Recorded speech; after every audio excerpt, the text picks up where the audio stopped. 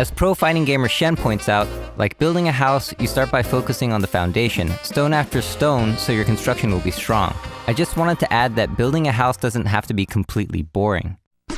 After you've gotten past the beginner stages, you get to an intermediate level, or what the Dreyfus 5-stage model of skill acquisition calls competence. Competence is right in the middle as the third stage of the model. The first two are beginner tiers called Novice and Advanced Beginner, and the last two tiers are called Proficiency and Expertise. What sets competence apart from the other tiers is fear and uncertainty. This level is where you get good enough to know how little you actually know. And in this chart of the Dunning-Kruger effect, you'd lie on the line right at the lowest point of confidence. Dreyfus says, given this uncertainty, coping becomes frightening rather than merely exhausting. Prior to this stage, if the rules do not work, the performer, rather than feeling remorse for his or her mistakes, can rationalize that he or she had not been given adequate rules. For example, oh, I didn't know I had to block that crouching.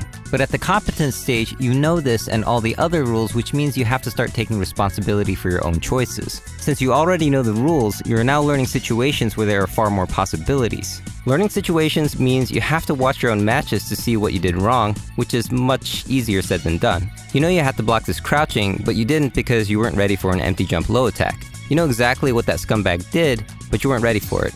But now you know what to watch out for, and ultimately that scumbag gave you a new tactic you can use yourself. These little epiphanies add up, and as much as we want to be at the top overnight, the key lies in consistent and frequent improvements.